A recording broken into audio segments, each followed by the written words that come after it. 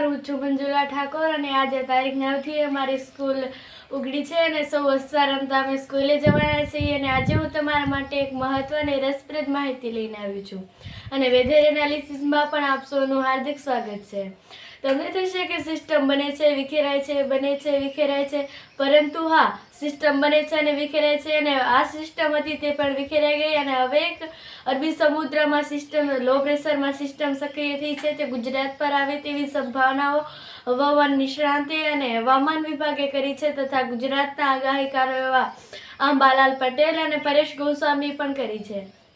તમને થશે કે સિસ્ટમો બને છે ફરી વિખેરાય છે, આવું કેમ વારંવાર થાય છે? પરંતુ આ સિસ્ટમો વિખેરવાનું મુખ્ય કારણ છે કે ગરમી, કારણ કે ગરમીના કારણે આવું બધું થતું હોય છે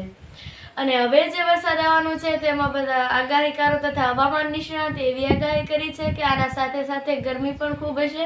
અને ગુજરાતના કેટલાક ભાગોમાં અત્યારે છૂટાછવાયા વરસાદો થશે,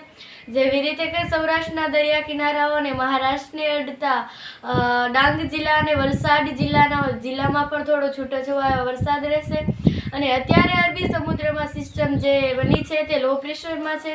અને હજી આપણે એવી આશા રાખીએ કે તે જલ્દીથી જલ્દી અને જરૂર ડિપ્રેશનમાં ફેરવાય અને ગુજરાત પર જલ્દીથી વરસે, કારણ કે ગુજરાતના ખેડૂતો હવે વરસાદની ખૂબ એટલે ખૂબ આતુરતાથી રાહ જોઈ રહ્યા છે, કારણ કે આ સમયો વાવણીના સમયો છે અને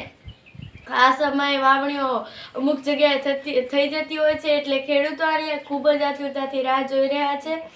એટલે હવે જલ્દી વરસાદ થાય તેવી ખેડૂતો પાસે ભગવાનની ખૂબ પ્રાર્થના છે અને ખૂબ તેઓ આશાઓ કરી રહ્યા છે, ખૂબ તેમના પાસે એવી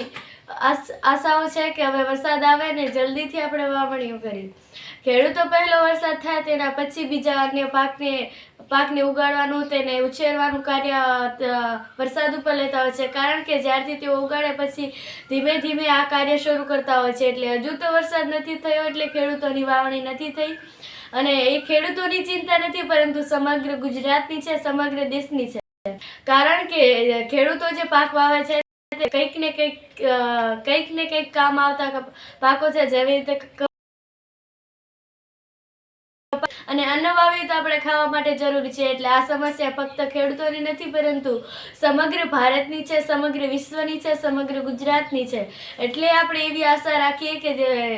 અરબી સમુદ્રમાં બનેલી સિસ્ટમ છે તે જલ્દી લો પ્રેશરમાંથી ડિપ્રેશનમાં ફેરવાઈ જાય અને ગુજરાતમાં એક સારો એવો વરસાદ થાય જે વાવણી લાયક વરસાદ હોય અને ખેડૂતોની અને આપણા સમગ્ર વિશ્વની તથા સમગ્ર ભારતની ચિંતાઓ દૂર થાય।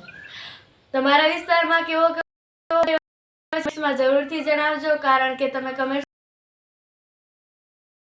કેવો વરસાદ થઈ રહ્યો છે અને કયા કયા જિલ્લાઓમાં વરસાદ થઈ રહ્યો છે। બસ આ વિડીયોમાં આટલું જ અને અમારા વિડીયોને લાઈક અને શેર કરજો તથા ફોલો પણ કરજો।